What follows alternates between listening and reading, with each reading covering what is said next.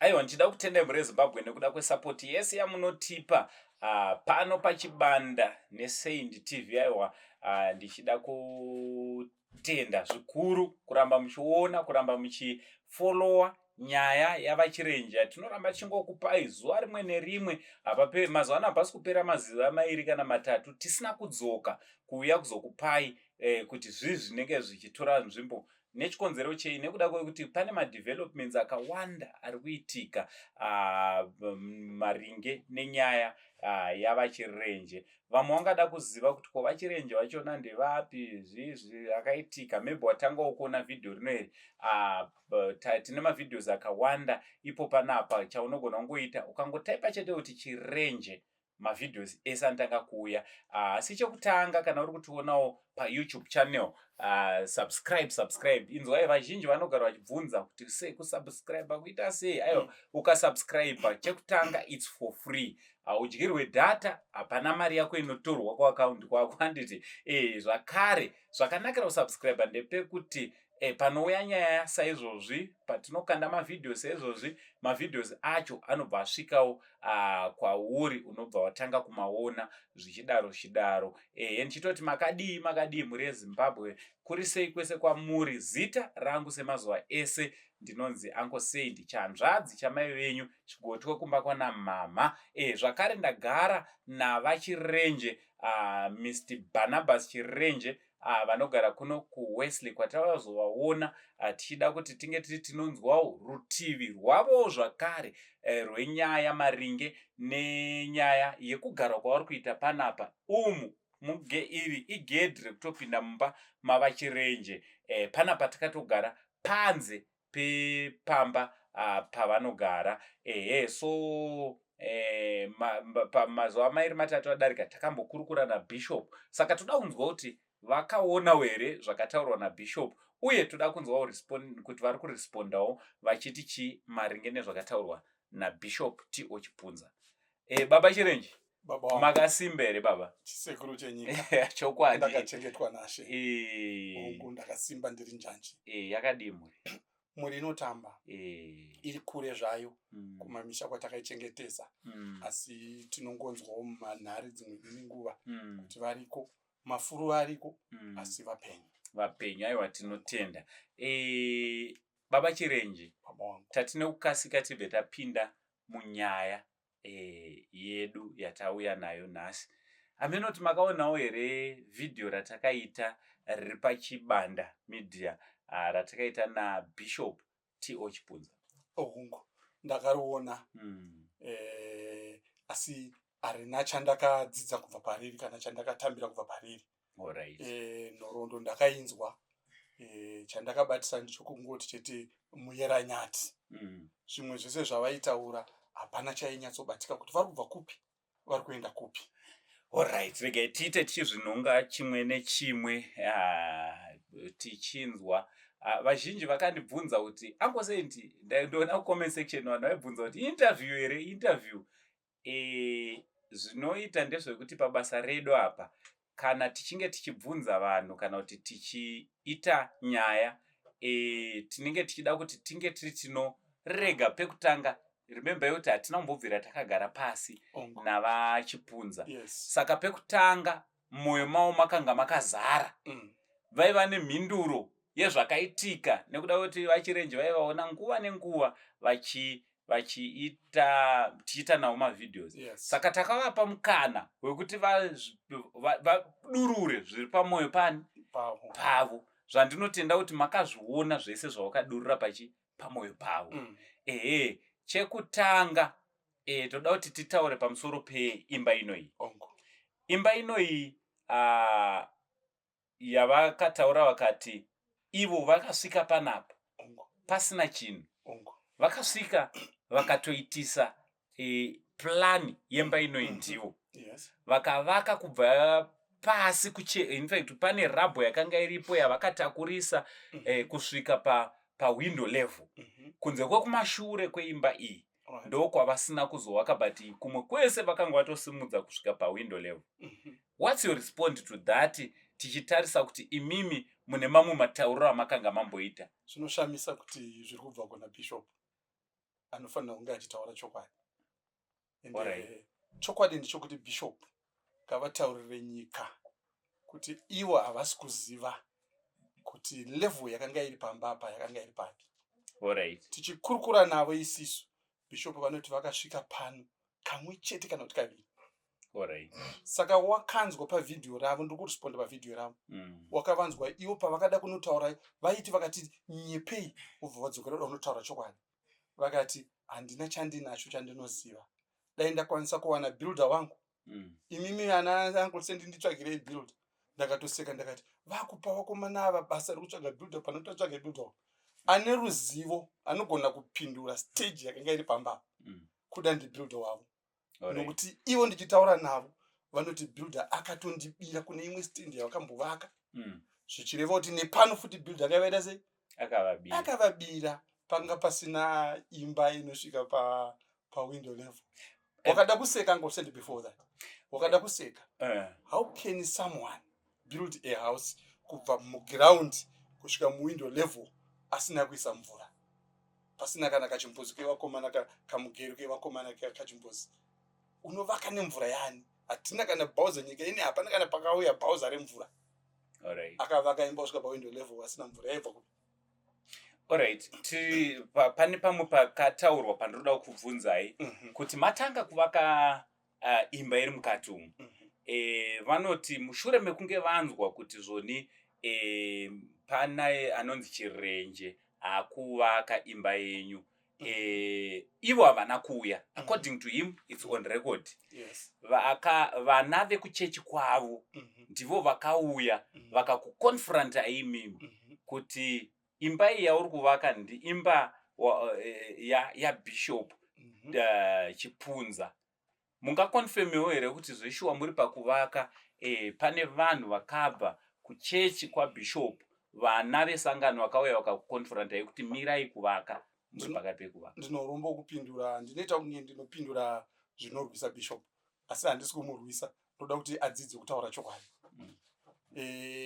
Kana mwana wesangano teerera, Poshi anoti paakaona ndichivaka imba iye Bishop akandiona nemudzimai wake waanodainza achiti Manyara, asisi Manyara, vachipfuura vachindiona ndichivaka, okutaura mune rimwe pepa rinonzi H Metro kuti pandakaona murume achivaka ndakafunga kuti mwana wesangano ari kuvaka kuti azondisurprise. Anozotuma sei zvakare mumwe mwana wesangano kuzonoti enda unomisa mwana werimwe wesangano futi ari kumuvakira? Ngavaumbiridze pfungwa dzavo, vataure zvakanaka, vakanyepa ipapo. Kurota hapana akambouya akakumisai kana Poshi, kana anoshura, kana akakutsuurai. Aiwa, kana mumwe chete, kana ivo vanotaura kuti vaitopfuura nekarodhaka. Nenerawo chinzwa vachitizvo chirenje wakauraya mukadzi wangu. Vanotizvo ive mukadzi paona pane structure, pane imba, ndopaakarohwa neBP kuti pastendi pangu pari kuvakwa mukadzi, wazvinzwa? Asi vachitouya vachitoona ndichivaka havanokwanisa kuti mirai. Saka hapana akauya ndakavaka kwenguva yakati rebei, kwete isina kurebesa zvakanyanya, because ndakataura gore and some months ndichivaka during the day not the night. Ndichigara pano most of the times, although ndiri truck driver ndichienda kuDRC, ndichienda kuMozambique, asi pandinenge ndiri muno muZimbabwe I was here. My builders angu anga ari pano. My uncle was here supervising the work, and my brother. Hapana kana one akasvika pano achitaura izvozvo. Bishop ngavangobuda vachena vataure chokwadi. Alright, aiwa, tiri kuita izvi because Bishop vane zvavakataura zvinoratidza kuti zvinopikisana nezvamakambotaura futi kumashure. Tiri papo zvakare, tichifamba I'm sure makateerera conversation yatakaita nawo. Handina kunyatsoiteerera because you know, wakavhura chinhu wakachitarisa wakaona chisina uremu, you don't. Tinozongoenda kuma-comments. Zvokuti dai vari vamwe ngavangomhanya kupi? Comment section. Ndokunovataurira kuti zvese zvavakataura it was nothing except kuzviti munyati. Plan nemba iyi ndimi munayo? Ndinayo, yes. It's not even in his name. can you confirm kuti iri muzita rani? It's in the name of the owner of the land. Alright. Yes. Alright. Kureva kuti iri muzita, you can confirm kuti ipa iri muzita ra Aubrey Dube. I can say that again and again. Alright. So ipapo apo makawirirana ipapo. Ndo chinhu chega chakawirirana vachirenje navachipunza ndechoti imba izve shuwa plan yayona iri muzita ra Aubrey Dube. Alright, zvichidaro makagara meetings akawanda. Imimi nava Chipunza. And he confirmed kuti bepa riya ramakambotiratidza ndivo vakakunyorera zveshuwa. Oh yes, ndo vakanyora. Harina question mark iri. Ndo vakanyora bishop. Zvese zviri apa. He confirmed kuti zveshuwa izi ndakai, but vari kuti imimi ndimi maiva papressure yekuti toita sei. Vakambotanga vachati aiwa ngatimbomirai tizogara matare chaiyo, but makaramba muchingova pressure kuti, and vanoti makavati kune munhu ada kundibatsira kuti ndinge ndinoita gain back the property. Ndo pavakazokunyorera izvi. Vane confusion. It's a confusion an old man, old bishop. Because his son was there. Alright. And you cannot force a donkey to drink when it do not want to drink. In the same, I cannot force a man of God, and a man of God cannot be bishop. Kuti nyorai. Akanyora iye wega. Akatonditi chienda pa social media na pepa iyi. Unotaura kuti this is what I want. And I kwanisa kuya nari kuzokutaurirai, you gave me permission. According to this paper, yes. Munogona uriverenga henyu kuti vari kuda zvipi nezvipi. Ndinoramba ndichikutaurirai Uncle Saint sekuru venyika kuti ndinonyara kuzvitaura kuti zviri kubva kumutungamiriri wekereke. Of which dai wish yangu ndekuti dai vanotungamirira vacho vachitaura chokwadi naye vaigona kuvatsura. Panapa vakati vanoda 100,000 USD. Yavakati ivo deformation of character. Alright. Ndio number 1. Number 2, vakati vanoda a 13-roomed house. Yakavakwa kusvika pa window level. Inoti ndinofanira kutsvaga ground 1 ndovaka kusvika pa window level ndovapa. Number 3, vakati vanoda 470 USD times 12 times 10 years, which yakauya kusvika ku 56,400. Ukazozvinyatsozviverenga ukazvigarira pasi kuti kutenga land uvaka imba kusvika muwindow level uvapa 100,000 uvapa 56,000 hazvimeche nezviri pamba iyi. Mari yachineningi yawandisa zvokuti unotonyara kuzvitaura Uncle Saint.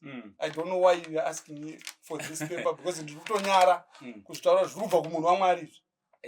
Why ndiri kuriwinza inyaya yekuti he even confirmed kuti zveshuwa these were the demands yandakanyora pasi kuti tinge tiri tinovhurira chirenje. But at the same time ndichida kudzoka, what's his influence? Simba ravo rinobva kupi according to zvamakaonawo pamavidheos atakaita? Simba ravo mungavati rinobvepi rekuti ivo ndo vanokwanisa kukuvhurirai kana muchinge mavaitira izvo? Uye munofunga here kuti kana mukavapa alright toti zvawanikwa 56,400 plus 100,000 plus stand ine 13-roomed house iri pa window level mukanzi mazviwana munovapa, munofunga here kuti vanokuvhurirai apa? Zvakafanana nekutora mari nokunokanda mugungwa. Alright. Kupa achipunza mari, kukanda mugungwa. Because the owner of the stand lives. Alright. The owner of the stand is a God-fearing man. Alright. He's a man of love. Saka achipunza avana chavanofanirwa kuwana apa. Alright. Kunyora chete kwavakaita kwemunhu arikuda kufunga arikuda kuita uchenjeri hwokuba Alright.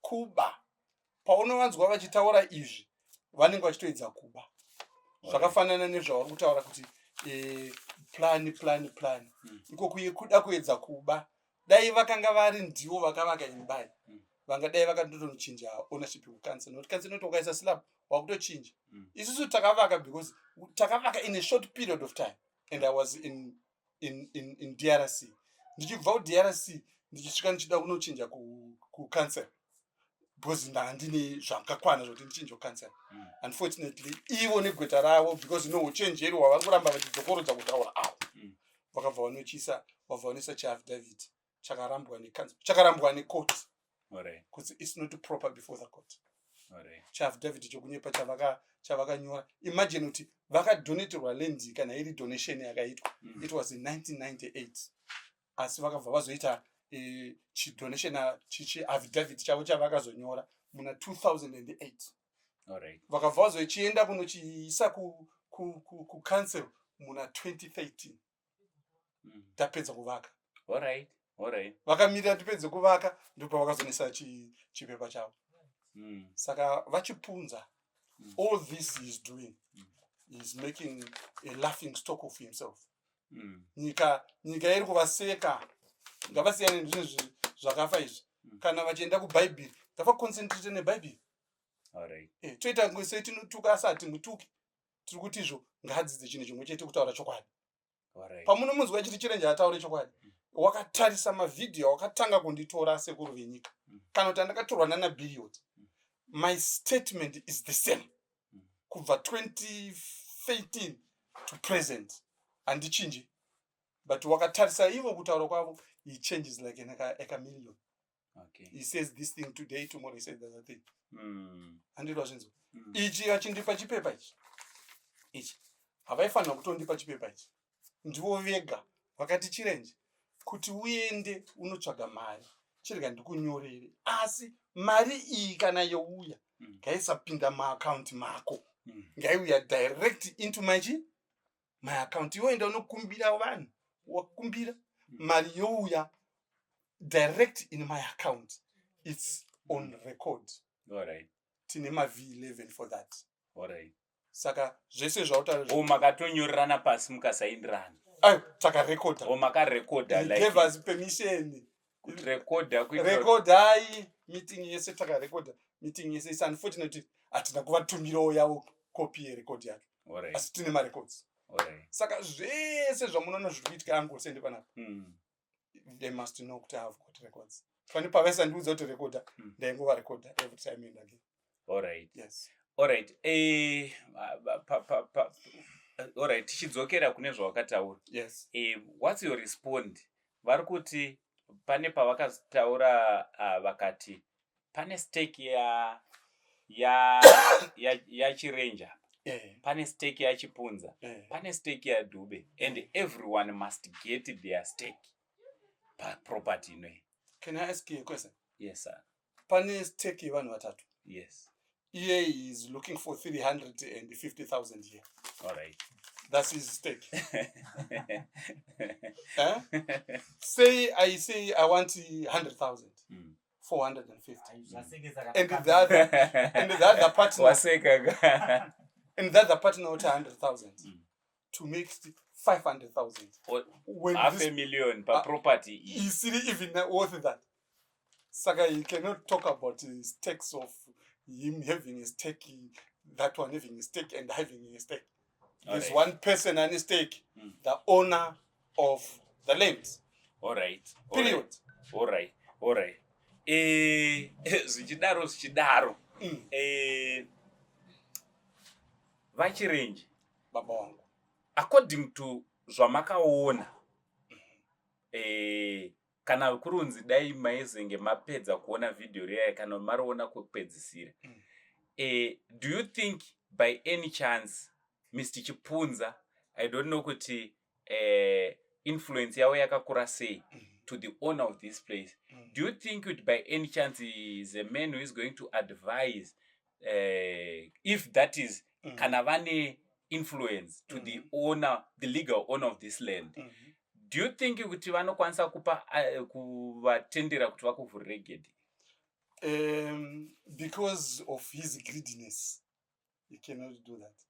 All He's very, very great. But God being God, wavanoshumira, asi I don't know kuti is he the same God wamunoshumira nanoshumirwa nana Bishop Nyamakanga. Alright. Yeah. Dai vachishumira noshumirwa nana Nyamakanga. Vaigona kudzoka kumashure vofunga. But for now, according to the video, andifunge kuti vane chavanokwanisa kundipa. Alright. But I told you Sekuru, ndakati apa iwewe Uncle Sense na Oliver Taruvinga Chipunza makafanana. Alright. Alright. Saka I want to repeat it again. Kuti imimi apa makafanana na Chipunza. Andikwanise kuuya kuzondivhurira. Andina chandokwanisa kuclaima apa. Kana kundivhurira. Amuna. That's why uchiona kuti taita more than 7 meetings zichinzi final meeting, pasina chinobuda, because he do not have the power. I'll tell you the man with the power. Let's go. At the end of this recording, I'll tell you the man with the power. According to him, yes. Ivo vanotaurawo kuti havanawo simba rekuvhurira apa. At least kana vakadaro one point yandanzwa kuti vataura chokwadi. He admitted kuti aiwa inini nenyaya yekuti nyaya iri makotsi ende ivo havana kuenda kukoti panyaya yemba iyi. Ivo havana zita riripo panyaya yemba iyi. Saka vakataura kuti nyango zvese zvichinge zvaitika, munhu ane influence, munhu anokwanisa kukuvhurira gedhi iwo ani muridzi weland. Saka what's your response mukuziva kuti meeting esa makaita you were doing meetings with the wrong person? We were doing the meetings with the wrong person. But let me tell you, he is the man, the big man behind the scenes. Alright. Okay? The influence yaanga achisa kumurume muridzi weland ndio yaanga achinzizvo chipunza. Nokuti lawyer rake Obey Shava pa court sessions esatatanga kubva 2013 to present, 2015 to present, Chipunza has been paying, forking the expense yokubhadhara kuna lawyer. Alright. Shava. Alright. And Chipunza, because of other things, last week he had a recording and just note ayiisida kuisa kunani, asi he sent it to my sister. Alright. Yaitoti shamwari ndakutotsvaga kureza another $1,000 next week musi 27 challenge akatisungisa tukaenda kukoti. Alright. So izvozvi as we speak he is paying $1,000 to Obey Shava kuti Obey Shava aende kukoti. Alright. Alright. Saka apa hasha dzainadzo kusungiswa ndekwei? Koti ndeyekuti koti ida kudecide kuti nhau iyi haina kufamba zvakanaka, katidzosere futi pai. Alright. Mukoti. Alright. Yeah, saka isi hearing yachine is on musi wa 27 October. Alright. Right. Alright. Saka he is paying. Chiri kumurwadza Chipunza ndicho kuti he has been paying lawyer. Alright. And nothing is coming back to him. Alright. So Paul kuona pese paari kuti zvondoda 470 times chakuti arifunga kuti anogona kuwana something back. Something back. Yeah. Saka ndo zvaari kufungira kuti anogona kuita. Asi apana. You can continue zvenyipama. What was the question, by the way? The question was ani hana chi apa. Saka iye ari kutochemerawo kuti mari yandaka mai huya kutobata musoro kuchema kuti mari yandakabhadhara Gweta kubva 2015 to present, and Gweta wachenewo is an expensive man. He's an actor. Saka he has lost a lot of money to Gweta. He has lost a lot of respect. Alright. Yatinogara tichitaura kuti izvo inini era iri pavatungamiriri vemuchechi sekureva kwakaitwa naBishop Nyamakanga. Vatungamiriri vechechi vanga vachifanira kugara pasi nemukuru wavo kuti baba apa pano magetsi vanopisa, apa panopisa, nokuti apa there's nothing for him. Alright.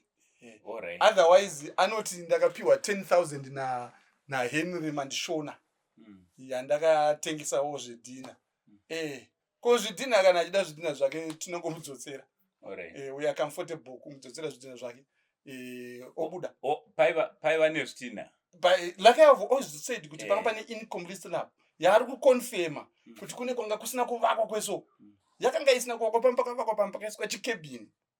Yanga iri syllab. Syllab incomplete. Incomplete syllab. Changa chiri chipisi. Alright. Noti kwavari kutaura kuti aiwa pavakazoti window level takange tamu meeting yataita vanokoma vake nevanin'ina vake varimo achitaura kuti window level wakateerera video iyoyo unondoona ndichipindura ndichiti sezvataurwa naBishop. I didn't want to argue with him because vakanga vandipromisa kuti after this meeting we are going to open the doors for you. Alright. Saka iye is capitalizing on that, which is wrong. But unfortunately iyewo futi ari kudzokera kumashure achitizvo munhu ane ruzivo is my builder. Alright. And his second time achiakizwa futi builder wachenoti I suspect him kuti ndiye munhu akakubira akakutengesera. Alright. Saka there is a long story here. Alright. Saka confusion iri muna Bishop. Tiri papo baba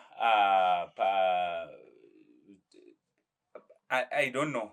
I don't know. Just the same prophet Henry Mandishona. The same man who came and said ndakanzwa Mwari panyaya iyi. Is the same man here wamuruko you can confirm kuti ndo futi vari kuti vaiva nezvidhina zvavakaisa pamba? You can say that again. Meaning kuti prophet ava kwaiva kukunyepera imimi kuti mutende kuti zoni aiwa Mwari vati izo vaiva nema personal interest pa property. Yes. Nditomboitauro ndiri kuseri kwekamera kuno. Prophet wayo wakati nyaya iyi havatombozive nezvayo. Vakanzwa Mwari. Ndanga ndichida kutotaura ipapo. Ndopandaida zvakanaka ikoko taive tiri that day muri kumamaiki ikoko. Saka listen about the prophet. Achitaura anoti akapa Bishop 10,000. Ndimandishona. Alright. Chipunza achitaura anoti ndakapiwa nemwana wangu wesangano Henry Mandishona 10,000. By the way, Henry akanga ari mwana wechechi yachipunza. Musadaro. I tell you this. Saka kuacta kwese kuri kuitwa na Mandishona. Kuacta vari kuda they are trying to raise money to finish building their church pano pakambozuma pagoma. Alright. This is why all this drama is there. Mandishona na baba wake varuda kuvaka church. Mandishona Yo Mandishona akavaka chikoro nemari Christmas. Alright. So akatotaura baba kati we can come at this man. Alright. Saka ichi round aida first kuti ndiclear zita rachipunza baba wake. Alright. Ndaclear zita rachipunza ndo ndachajwa heavy money. Bobva watora mari iyoyo unovaka chechi kupi?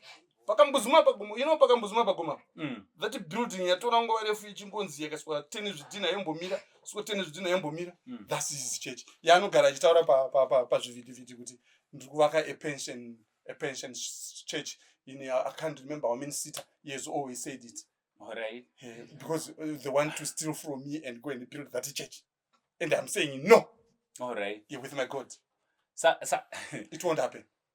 Saka pakagadzirwa ichinije because trukuti isusu takaenda kumeeting na Mandishona and he said avanota vakati avatombozive nezvachipunza but vakanzwa Mwari. He's a liar. So are you saying the so-called prophet Henry Mandishona is a man who is claiming as kuti akanzwa Mwari kuri kutonyepa? Kunyepa. Listen, sekuru venyika. Pakaya vanhu vakawanda pano. Vamwe vatinoda kutaura mazita avo. Because vakanzwa kuchema kwedu vakabva vati it's fine. Vakati chirenji ndabva kuna achipunza. Mwana wechechi yachipunza. Akati achipunza vati ngatitaurire handi tinotaurirana. Ndakaramba. Ndakati handidi. Alright. Achipunza vakadenza vabereki vangu my biological father nevaning'ina vake. My father is about 91 years old. Akauya nemudonzo muofisi mavachipunza white hair nevaning'ina vavo vese vane midonzo. Akasvika imomo akasvikondorotomoka chipunza kutaura. Ana baba vakadzokera. Vese vanhu vese vakaya pano takavarambira kusvikira Mandishona Henry auya achitaura kuti Mwari akatopotera nekuna bishop vangu vandakambonamata nawo pachikoro pauri kunamatira pakuwadza. Ipapo takapanamata na bishop vangu iyeyo. Auya naye koko bishop wangu akatondifonera ndiri kumusha ndichiita zvemakomba. Ndasara ndazvopana ndichiita zvemakomba. Ndakabva ndadzoka zvakanzi kune munhu anzwa Mwari mwanangu uya. Ndakabva ndati kwanzwi kwachi Mwari. Bishop wakabva pauyo macontacts angu akabva ndine audio yake by the way. First audio yakandifonera. Ndakamurekodha ndaibva kuchechi kudomboshava inonzi Shekina. Ndoko ndanga ndabva kunonamata ndiri mukomedi ndibva ikoko. Akabva andisira phone ndiri mukombi. Ndakamurekodha. Akanditi first conversation naye. Akanditi Mwari vataura vati. Kudzamarara tazobva pano takaenda kuchikoro kwake. Wazvinzwaka? Kuchikoro makazouya nachibanda namanasi. Makandirekodha. Your first apology. My first apology. Online. Wanzwa? I swallowed my pride. Ndakati kana Mwari vataura. Hey baba, kana Mwari vaita sei? Vataura. Totedzera zvataura nemuranda wavo Henry Mandishona. Little did I know kuti chiniki vanga vakachironga nababa wake chipunza Taruvinga Oliver. It was a planned thing. Why I say it was a planned thing? I did everything they wanted me to do, but I got nothing. Saka they might ask kuti chirenje kuti tuka I know handisi kwatuka.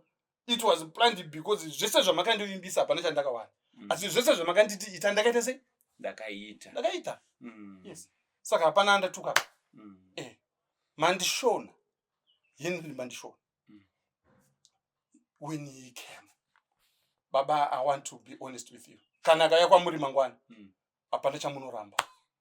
Anotanga kutaurira kuti ndakanga ndiri kuPeacemas ndiri MD ndakazoita director wokwakati do zvanotanga do introduction yake. Okutaura ndakabva ndinotaura kuti ndine zvinhu zvangu. And to show that haadi kutaura newe anywhere else ani kuti uya kuchikoro. Kuchisipiti paWonders School. Takatoenda ikoko. Musi wandaenda ikoko kwakati kwazvinanana. Ndichipinda muofisi make, if he remembers well, kwakabva kwauya a parent ine mwana achida kunyoresa. Akabva anditaura akanditi vachirenje zvenyu zvaita. Ndani nguva refu ndisina kunyoresa mumwe mwana akuda kupinda chikoro. Pano kuuya kwamaita mabva mauya neblessing. Mwana akunyorwa. Mukabva mabelieve. Ndakabva ndabelieve. Kuti muri kufamba nemablessing. Yes. Then after that, kwabva kuona heavy rains. Akabva anditumira zvakare. Ndinayo picture yacho, if you want I will send it to you. Pakabva anyora akati izvo Mwari varopafadza. Akanyora nechirungu. I'm not good in English. Ndingakanga ndinganyadzisa. Akanyora nechirungu. Asi aingotaura kuti Mwari vaita sei? Varopafadza. Kukumbira regero kwamaita sei? Kwamaita. Not just that. Akabva azonditi rimwe zuva mutumwa akatumwa kuti upinde mumba. Ari kuti chuya kwandakanzwira shoko kuchechi kwake. Kuti makufana kunojoina chechi yavo. Yes. Kabisira. Ndakabva pano. Ndakaenda kuWaterfalls. Ndakaburukira pamasteps. Ndakabvunza vanhu ndakatenderera kusvikira ndaneta. Because Mwari avaida kuti ndisvike panzvimbo isina umwari. But ndakazoti ndakudzokera kukombi ndakati ayo ndinongomutaurira kuti ndasvika. But pandakangomutaurira kuti ndasvika, it was a stone's throw away from where I was. Akabva tuma mukomana nepajera ubva nditora. Pandapinda muchechi achiparidza akanga akupedza. Zvaiparidza zvacheni hapana chandakanzwa. Because aiverenga tsamba after tsamba. Tsamba after tsamba. Saka nguva diki diki yandakagara imomo akaverenga matsamba anokusvika kana 15 matsamba kuvakorinde kakwaGaratia maiwe kwese hakuna kwakasiyiwa but kuti ndione chakabuda ipapo hapana but because ndaichifunga ipapo kuti munhu waMwari I went again kwaari ndakanofugama ndakati baba ndauya mutumwa akanditi ndiuye pano kuti zvipere akabva andibvunza iye pache zvake Henry akanditi uri kudei ndakati ndinoda kuti kupera kwesvondo rino ndipinde mumba mangu makuprofitwa mai mamira pamberi svondo kupera kwesvondo rino ndoda kupinda mumba mangu ndoda kutora vana vangu ndigare navo ndoda kutora amai vangu vasiri kunzwa zvakanaka aEderina vauye ndigare navo akanditi zvakanaka but uchizomufonera after that kuti baba taapapi anoti zvo I am managing the pregnancy inhumbu iyi inotoda kutomanejwa chipunza ane zvake iwo nezvako saka ndikuimaneja it takes long I tell you kuti muna February this year ndichitanga kuenda kuchikoro kwake vakanditi 2 days unopinda mumba saka iverenga February to present isusu patakaita video nemi rakanzi richingobuda chete rinongodiwa video trende mova mapinda mumba tine takapiwa chibanda takapiwa chipa after tarelease takanzi after ma week but 2 weeks or less wata 2 ndio rakanga rifigure avo 2 weeks and then chipunza chamuwana ari mumba make chirenje ochirenje muchamona mumba make ochipunza angofananawo nena aiwa even when I go back God says I will go back. Alright. He is not invited. Alright. Avanouya kuongoisawo maprayer. No. I don't want Satanism in my house. Alright. Yeah, I don't want. I don't want to see them. Right. Tichivanzwa kuti zvoni pawaifambira nyaya dzenyidzi vakakupromisai kuti hanzi vachakupa monthly grocery chichi vachakuchengeta. Oh yes. Va Henry Mandishona. Vakandidaro. Okuti mukavhurirwa. Aiwa before. Now vakati first ngatiti 6 months tichigadzira nyaya idzi totsvaga pokurentera chirenje paanogara zvakanaka nemhuri yake achizobva ipapo achipinda ndakati no mari inini pandigere nemhuri yangu uya comfortable mari yachene kana muinayo munotipa 27 nakupi kuchikoro akabva ati on top of that ndichakupa monthly groceries kuti uwane chekudya every month. Panapa chaakaunza panapa na sister vangu akatipa 2 kg flour, 2 kg rice, 2 kg sugar I can't remember the other thing. Owanzwaka 2 kg flour, 2 kg rice, 2 kg sugar. Anenge masamba the other thing. Quick brew. That was that. So zvaakataura zvokutaura naManasi kuti akati achatipa magrosari ndo zvaakatipa icho kwadi makapiwa izvozvo kamwe chete. A man of God. Right. Tichipedza handiti tichipedza imimi matarisa zvese zvakataurwa maona kuti hapana kuri kuendwa nachipunza mashoko enyu ekupedzisira kuna chipunza TO ndeyekuti kudii wandipa chitsvambe chakanaka ekupedzisira pavidhio rino iri Manasi toti mashoko awo ekupedzisira pavidhio rino iri chete ati it's not over until it's over. Vachipunza number 1 sisi wangu uye rudo uye ari kuuya paTV naManasi nasekuru venyika azotaura zvamaida kwaari number 1 Henry Mandishona mirai tinochokewa senyika tinochokewa senyika ati tinochokewa senyika vane kukurukura hurukuro dzavakazomboita nehanzvadzi yenyu yavaitaura ivo vakatokonfirma kuti pavidhio kuti mune pamaiuya nehanzvadzi yenyu kuofisi. Aiwaka zvese so vanotozivana nasisi venyu, vanotomuziva hanzvadzi yangu ende ndiye munhu avanoda paforefront ende panotori neshoko rinotyisa kutaura mufundisi kuti takaritaura rinoparadza kereke. Saka ndati achazouya wega otaura apa otaura zvaidiwa na chinangwa chavo. Pane zvimwe chokuti ndidzokere pai vane zvimwe zvese takaita zvokudzokera mumba panga pasara pananapa pane hanzvadzi yenyu ndanyarara. Usandibvunze futi. Then chimwe chechipiri hanzvadzi yenyu ichauya you can confirm kuti tichazoita video pano ichitaura nekutipa proof yezvakanga zvichitsvagwa kana mchida maaudio tinokupai zvaidiwa navachipunza namandishona kubva kuhanzvadzi pavaitaura pese. Kana iri mari makaregere kungotsvaga mari mopa sisi wenyu wapa mari wakomana.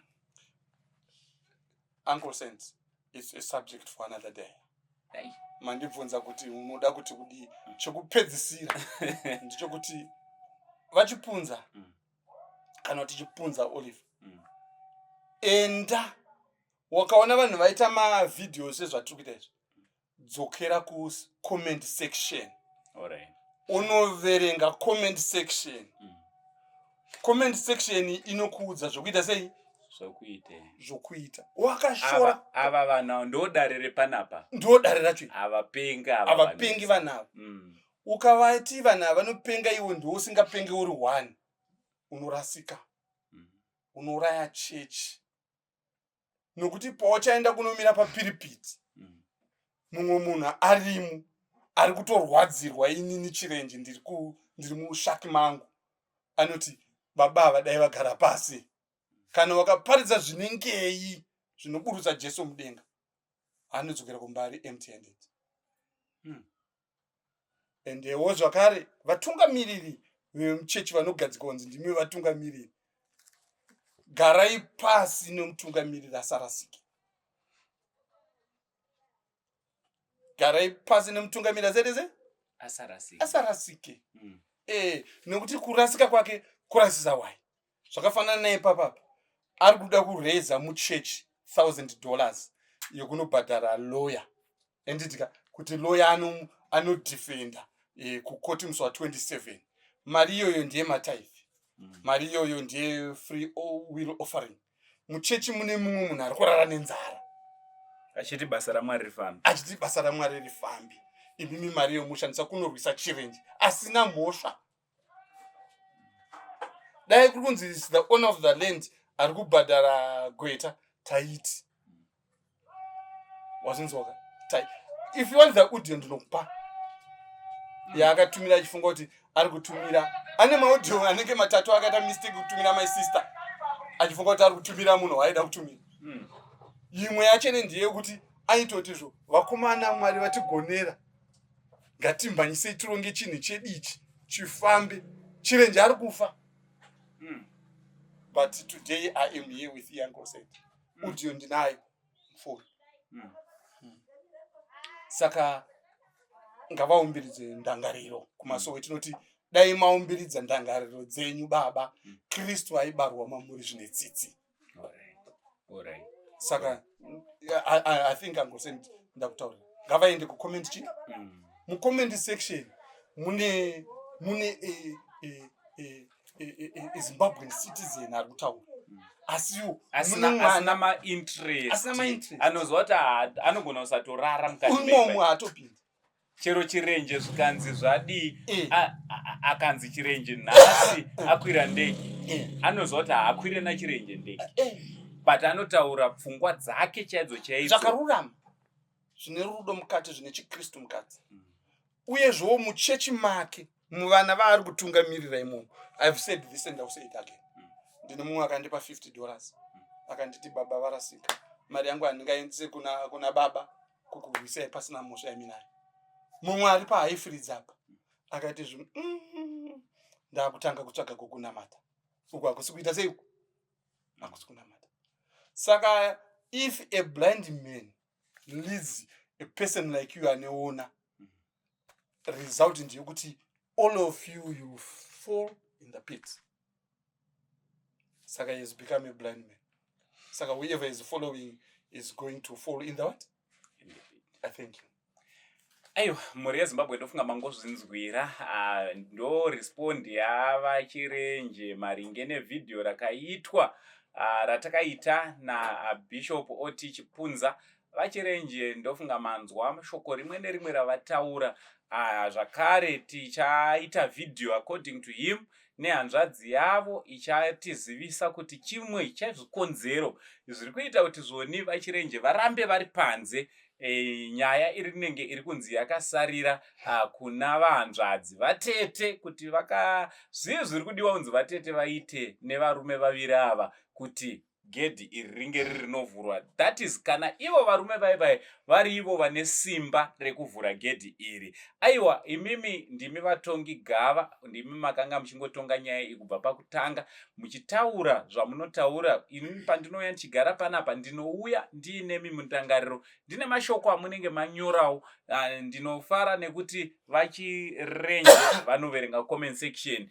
Vachipunza zvakare vakataura pachena kuti aiwa mazuva akapera vakatangawo kuverenga comment section. Kureva kuti vhidhiyo rino iri variona uyezve vachaverengawo comment section. Imi chitongai matongero enyu, chitaurai sevatongi gava kuti panyaya yese iyi manzwa kutaura kwese uku kuchinge kwataurika imiwo munofungeiwo, nekuti zvese zvataita nekutaura zvinonyanyo kuva neuremu uyezve zvinogona kubatsirika mukurashika kana mukugona kwedu kunogona kuonekwa bedzi mucomment section. Aiwa, zita rangu ndinonzi Uncle Saint. Ini ndakangomirawo hangu sechihanzvadzi chamai venyu chigotwe mumbama namama. Aiwa, ndanga ndichikurukura navachirenje. Ndichida kuti a big shout out kuna Manas Chibanda uyo anga akatibatira mushini wedu. For now tichiti it's much love and God bless.